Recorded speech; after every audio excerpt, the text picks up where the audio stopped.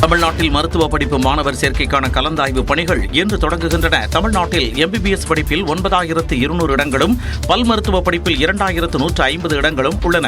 இதில் பொதுப்பிரிவில் இடம்பெற்றுள்ள மாணவர்கள் இன்று காலை 10 மணி முதல் வரும் 27ஆம் தேதி மாலை 5 மணி வரை ஆன்லைன் மூலமாக கலந்தாய்வில் பங்கேற்று தாங்கள் விரும்பும் கல்லூரிகளை பதிவு செய்யலாம் என்று அறிவிக்கப்பட்டுள்ளது. இதன்படி இன்று காலை 10 மணி முதல் www.tnmedicalselection.org என்ற இணையதளம் மூலமாக தரவரிசை 1 முதல் 28,819 வரையில் இடம்பெற்றுள்ள விண்ணப்பதாரர்கள் அரசு ஒதுக்கீட்டில் உள்ள இடங்களுக்கு தாங்கள் விரும்பும் கல்லூரிகளை பதிவு செய்யலாம். அதாவது பொதுப்பிரிவில் நீட் தேர்வு மதிப்பெண்கள் 720 முதல் 127 வரை பெற்றுள்ளவர்களும், நிர்வாக ஒதுக்கீட்டில் உள்ள இடங்களுக்கு நீட் தேர்வு மதிப்பெண் 715 முதல் 127 வரையிலும் பெற்றுள்ளவர்களும் தாங்கள் விரும்பும் கல்லூரிகளை 27ஆம் தேதி மாலை 5 மணி வரை பதிவு செய்யலாம். 28ஆம் தேதி மாணவர்களுக்கு இடங்கள் ஒதுக்கீடு செய்யப்படும். 29ஆம் தேதி தற்காலிக முடிவுகள் வெளியிடப்பட்டு 30ஆம் தேதி இறுதி ஒதுக்கீட்டு ஆணைகள் வெளியிடப்படும் என மருத்துவ கல்வி இயக்குநரகம் தெரிவித்துள்ளது. இதனிடையே அரசு பள்ளி மாணவர்கள், முன்னாள் ராணுவத்தினரின் வாரிசுகள், மாற்றுத்திறனாளி மாணவர்கள், விளையாட்டுப் பிரிவு மாணவர்கள் ஆகியோருக்கான மாணவர் சேர்க்கை கலந்தாய்வு சென்னை ஓமந்தூரார் சிறப்பு மருத்துவமனை வளாகத்தில் நாளை நடைபெறவுள்ளது. அரசு பள்ளி மாணவர்களுக்கான ஒதுக்கீட்டின் கீழ் தரவரிசை பட்டியலில் 1 முதல் 1007 வரையில் இருப்பவர்களுக்கு அழைப்பு விடுக்கப்பட்டுள்ளது. திமுக எம்பி கனிமொழி குறித்து அவதூறாக பேசியதாக திருச்சி காந்தி மார்க்கெட் அதிமுக பகுதிச் செயலாளர் சுரேஷ் குப்தாவை காவல்துறையினர் கைது செய்தனர். மாநகராட்சியில் நிலவி வரும் சுகாதார சீர்கேட்டிற்கு தீர்வு காண நடவடிக்கை எடுக்கவில்லை என கூறி திருச்சி மேயரை கண்டித்து அதிமுக சார்பில் மரக்கடை எம்ஜிஆர் சிலை அருகில் ஆர்ப்பாட்டம் நடைபெற்றது. அப்போது அதிமுக பிரமுகர் சுரேஷ் குப்தா திமுக எம்பி கனிமொழி குறித்து அவதூறாக பேசியதாக கூறப்படுகிறது. இதனைத் தொடர்ந்து திமுக தொண்டரணி சார்பில் காவல் நிலையத்தில் அளிக்கப்பட்ட புகாரின் பேரில் சுரேஷ் குப்தாவை காவல்துறையினர் கைது செய்தனர். திருச்சி காந்தி மார்க்கெட் காவல் நிலையத்தில் இருந்து வெளியே அழைத்து வரும்போது சுரேஷ் குப்தா நெஞ்சுவலி ஏற்பட்டதாக மயங்கி விழுந்தார்.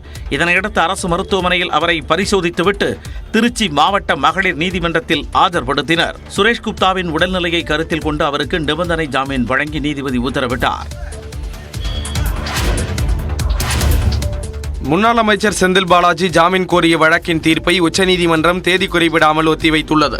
அமலாக்கத்துறை தொடர்ந்த வழக்கில் சிறையில் உள்ள முன்னாள் அமைச்சர் செந்தில் பாலாஜி ஜாமீன் கோரி உச்சநீதிமன்றத்தில் மேல்முறையீடு செய்தார். இந்த வழக்கு மீண்டும் விசாரணைக்கு வந்தபோது செந்தில் பாலாஜி மீதான சட்டவிரோத பண பரிவர்த்தனை வழக்கை மட்டும் விசாரிக்க போகிறீர்களா அல்லது அவர் மீதான அனைத்து வழக்குகளையும் சேர்த்து விசாரிக்க போகிறீர்களா என அமலாக்கத்துறையிடம் நீதிபதிகள் மீண்டும் கேள்வி எழுப்பினர். இது தொடர்பாக அமலாக்கத்துறை தரப்பில் நீதிமன்றத்தில் சிறு குறிப்பு மட்டுமே தாக்கல் செய்யப்பட்டது. விளக்கமான ஆவணத்தை தாக்கல் செய்ய கூடுதல் அவகாசம் வேண்டும் என அமலாக்கத்துறை விடுத்த கோரிக்கையை ஏற்க நீதிபதிகள் மறுத்துவிட்டனர். இதையடுத்து செந்தில் பாலாஜி ஜாமீன் கோரிய வழக்கின் தீர்ப்பை தேதி குறிப்பிடாமல் நீதிபதிகள் ஒத்திவைத்தனர். இந்த தீர்ப்பின் போது செந்தில் பாலாஜி மீதான அனைத்து வழக்குகள் குறித்தும் அமலாக்கத்துறை விசாரிக்கலாமா வேண்டாமா எனவும் உத்தரவு பிறப்பிக்கப்படும் என எதிர்பார்க்கப்படுகிறது. முன்னாள் முதலமைச்சர் கருணாநிதியின் நினைவிடத்திற்கு சென்றுவிட்டு திமுகவின் கொள்கைகளை அண்ணாமலை எதிர்த்தால் மக்கள் எப்படி ஏற்றுக்கொள்வார்கள் என்று அதிமுக முன்னாள் அமைச்சர் RV உதயகுமார் கேள்வி எழுப்பியுள்ளார். இன்றைக்கு அந்த தலைவருடைய நினைவிடத்திலே போய் இன்றைக்கு எல்லாரும் சரணாகதி அடைந்து அவரை வணங்கி திரும்ப அவருடைய கொள்கையை, அவருடைய லட்சியத்தை, அவருடைய அரசை, அவருடைய திட்டங்களை இவர்கள் எப்படி எதிர்ப்பார்கள்? அப்படி எதிர்த்தாலும் அதில் உண்மைத்தன்மை இருக்கிறதா, அதில் பகல் வேடம் போடுகிறார்களா என்று தமிழ்நாட்டு மக்கள் சந்தேகிப்பார்கள். இதற்கு பதிலளித்துள்ள அண்ணாமலை கருணாநிதிக்கு கும்பிடு போடுவது தப்பில்லை என்று விளக்கம் அளித்தார். கலைஞர் கருணாநிதி ஐயாவுக்கு கும்பிடு போடுவது தப்பில்லைன்னு ஒருத்தர் காலில் விழுறது தானே தப்பு. RV உதயகுமார் ஐயாவுடைய சரித்திரத்தை நான் சொல்றேன். சசிகலா அம்மா பக்கத்துல இப்படி நிப்பார். 5 முறை முதலமைச்சரா இருந்தவர். எனக்கும் அவருக்கும் அவர் பெரிய மனிதர், அவர் கட்சியினுடைய தொண்டை. தமிழகத்திற்கு அவர் செய்திருக்கக்கூடிய பணிக்காக ஒரு சாதாரண ஒரு விவசாயி மகனாக இருக்கக்கூடிய அண்ணாமலை போய் அவருடைய மெமோரியல்ல ஒரு கும்பிடு போட்டு வரணும்னு நினைச்சா அதை பெருமையா தானே பார்க்கிறேன். நான் அதை பெருமையா பார்க்கல. அதிமுகவினர் தன்னை தினந்தோறும் வசைபாடுவதை பெருமையாக கருதுவதாகவும் அண்ணாமலை தெரிவித்தார். கிருஷ்ணகிரியில் தனியார் பள்ளி மாணவிகளுக்கு பாலியல் தொந்தரவு அளிக்கப்பட்ட விவகாரத்தில் மாணவிகளின் பெற்றோர்களுடன் மாவட்ட ஆட்சியர் ஆலோசனை நடத்தி அடுத்த கட்ட நடவடிக்கை எடுக்கப்படும் என்று தகவல்கள் தெரிவிக்கின்றன. கிருஷ்ணகிரி மாவட்டம் பர்கூரில் உள்ள தனியார் பள்ளியில் நடத்தப்பட்ட போலி NCC முகாமில் மாணவிகளுக்கு பாலியல் தொந்தரவு கொடுத்த விவகாரம் சர்ச்சையை ஏற்படுத்தியுள்ளது. இந்நிலையில் மாணவிகளின் பெற்றோருடன் மாவட்ட ஆட்சியர் ஆலோசனை நடத்த உள்ளதாக தகவல்கள் தெரிவிக்கின்றன. அதன் அடிப்படையில் அடுத்த கட்ட நடவடிக்கையை மாவட்ட ஆட்சியர் மேற்கொள்வார் என்று கூறப்படுகிறது. மேலும் பாலியல் துன்புறுத்தல் சம்பவம் தொடர்பான மாவட்ட கல்வி நிர்வாகத்தின் முதற்கட்ட அறிக்கை பள்ளிக் கல்வித்துறை முதன்மை செயலாளரிடம் சமர்ப்பிக்கப்பட்டுள்ளது. இதனிடையே தனியார் பள்ளியில் எந்தவித முகாம் நடத்தினாலும் பெற்றோரின் அனுமதியும் மாவட்ட கல்வி அலுவலரின் அனுமதியும் பெற வேண்டும் என்று தனியார் பள்ளிகள் இயக்குநரகம் அறிவுறுத்தியுள்ளது. இது தொடர்பாக அனைத்து மாவட்ட கல்வி அலுவலர்களுக்கு தனியார் பள்ளிகள் இயக்குநர் பழனிசாமி அனுப்பியுள்ள கடிதத்தில் NSS, NCC, scout and guide மற்றும் JRC போன்ற அமைப்புகள் தங்களது செயல்பாடுகளை பள்ளிகளில் செயல்படுத்த மாநில அமைப்பிடம் முறையாக பதிவு செய்து அனுமதி பெற்றிருக்க வேண்டும் என்று தெரிவிக்கப்பட்டுள்ளது. பயிற்சி அளிக்கும் போது மாணவர்களுக்கு ஆண் ஆசிரியர்கள் மூலமாகவும் மாணவிகளுக்கு பெண் ஆசிரியர்கள் மூலமாகவும் மட்டுமே பயிற்சி அளிக்க வேண்டும் என்று தனியார் பள்ளிகள் இயக்குநரகம் அறிவுறுத்தியுள்ளது. இந்த விதிமுறைகளை மீறி செயல்பட்டால் பள்ளிகள் மீது கடும் நடவடிக்கை மேற்கொள்ளப்படும் எனவும் எச்சரிக்கை விடுக்கப்பட்டுள்ளது.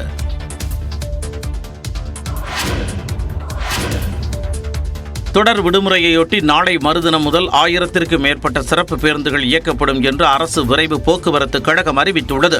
நாளை மறுதினம் முகூர்த்த நாளாக உள்ளது. அதனைத் தொடர்ந்து வார விடுமுறை வர உள்ளதுடன் திங்கட்கிழமை கிருஷ்ண ஜெயந்தி கொண்டாடப்படுகிறது.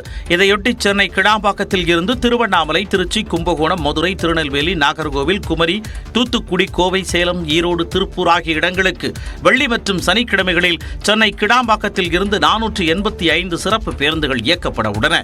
ஞாயிறு மற்றும் திங்கட்கிழமைகளில் திருவண்ணாமலைக்கு 60 பேருந்துகள் இயக்க திட்டமிடப்பட்டுள்ளதாக விரைவு போக்குவரத்து கழக மேலாண் இயக்குநர் தெரிவித்துள்ளார். சென்னை கோயம்பேட்டில் இருந்து திருவண்ணாமலை, நாகை, வேளாங்கண்ணி, ஓசூர், பெங்களூர் ஆகிய இடங்களுக்கு வெள்ளி, சனிக்கிழமைகளில் 70 பேருந்துகளும், மாதவரத்தில் இருந்து 20 பேருந்துகளும் இயக்கப்பட உள்ளன. பெங்களூரு, திருப்பூர், ஈரோடு, கோவை ஆகிய இடங்களில் இருந்து பல்வேறு இடங்களுக்கு 350 சிறப்பு பேருந்துகளை இயக்க திட்டமிடப்பட்டுள்ளதாகவும் மேலாண் இயக்குநர் தெரிவித்துள்ளார். இதனிடையே வேளாங்கண்ணி புனித அன்னை ஆரோக்கியமாத ஆலய திருவிழாவை முன்னிட்டு தமிழ்நாடு அரசு போக்குவரத்து கழகம் சார்பில் வரும் 27ஆம் தேதி முதல் அடுத்த மாதம் 10ஆம் தேதி வரை பல்வேறு பகுதிகளில் இருந்தும் வேளாங்கண்ணிக்கு 1050 சிறப்பு பேருந்துகள் இயக்கப்படும் என்றும் அறிவிக்கப்பட்டுள்ளது.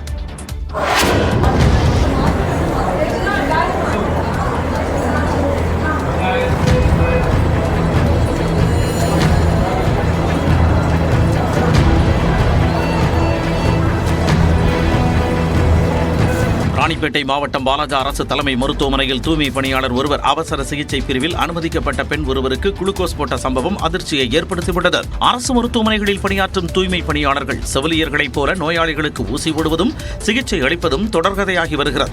அந்த வகையில் வாலாஜா அரசு தலைமை மருத்துவமனையில் பணியாற்றும் தூய்மை பணியாளர் கோதண்டம் செவிலியரைப் போல அவசர சிகிச்சை பிரிவில் அனுமதிக்கப்பட்டிருந்த பெண்ணுக்கு குளுக்கோஸ் ஏற்றிக் கொண்டிருந்தார்.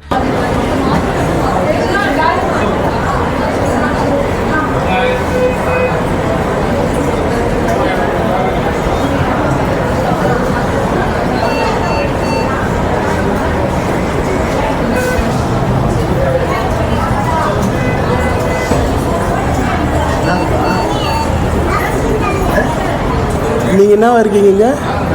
நீங்கள் என்னவா இருக்கீங்க? இல்லை சார், நீங்கள் இன்ஜெக்ஷன் எல்லாம் போடுறீங்களா? என்னவா இருக்கீங்க?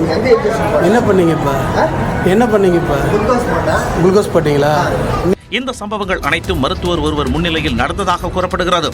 ஆள் பற்றாக்குறை காரணமாக இதுபோன்ற சம்பவங்கள் நடக்கிறதா அல்லது பணி செய்வதற்கு செவிலியர்கள் சுணக்கம் காட்டுகின்றனரா என சமூக ஆர்வலர்கள் கேள்வி எழுப்பியுள்ளனர்.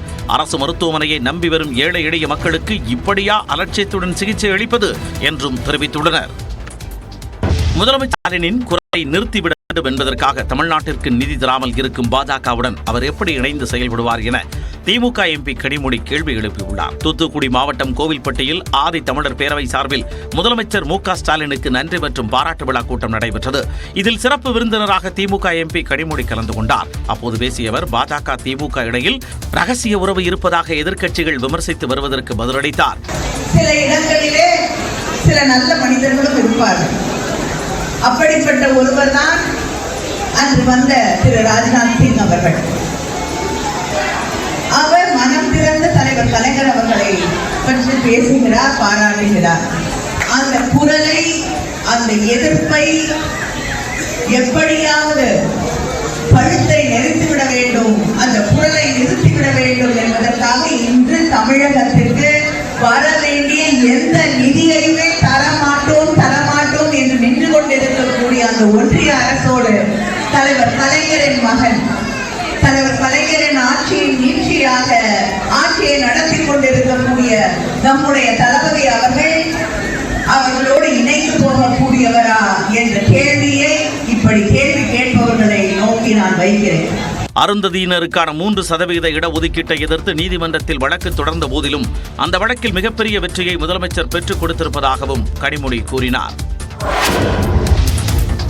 மலேசிய பல்கலைக்கழகத்தில் திருவள்ளுவர் பெயரில் இருக்கை அமைக்க இரு நாடுகளின் பிரதமர் நடத்திய பேச்சுவார்த்தையில் முடிவு செய்யப்பட்டுள்ளது. மலேசிய பிரதமர் அன்வர் இப்ராஹிம் 3 நாட்கள் அரசுமுறை பயணமாக இந்தியா வந்துள்ளார். டெல்லியில் குடியரசுத் தலைவர் மாளிகையில் அவரை வரவேற்ற பிரதமர் மோடி அவரை கட்டி அணைத்து அன்பை வெளிப்படுத்தினார். அதனைத் தொடர்ந்து டெல்லியில் உள்ள ஹைதராபாத் இல்லத்தில் பிரதமர் மோடியும் மலேசிய பிரதமர் அன்வரும் இருதரப்பு உறவு குறித்து பேச்சுவார்த்தை நடத்தினர். அப்போது இருநாட்டு பிரதமர்கள் அவர்கள் முன்னிலையில் புரிந்துணர்வு ஒப்பந்தங்கள் கையெழுத்தாயின. பின்னர் இரு நாட்டு தலைவர்களும் கூட்டாக செய்தியாளர்களை சந்தித்தனர். அப்போது பேசிய பிரதமர் மோடி மலேசியாவில் இருந்து இந்தியாவிற்கான முதலீடு $5 பில்லியன் எட்டியுள்ளதாக தெரிவித்தார். मलया यूनिवर्सिटी में तिरुवल्लुवर चेयर स्थापित करने का निर्णय भी लिया गया है. इन सभी विशेष कदमों पर सहयोग के लिए मैं प्रधानमंत्री अनवर का और उनकी टीम का हृदय से धन्यवाद करता हूं. செமிகண்டக்டர், AI போன்ற புதிய தொழில்நுட்பத் துறைகளில் இரு நாடுகளின் ஒத்துழைப்பை அதிகரிக்க வேண்டும் என்று மோடி கேட்டுக் கொண்டார்.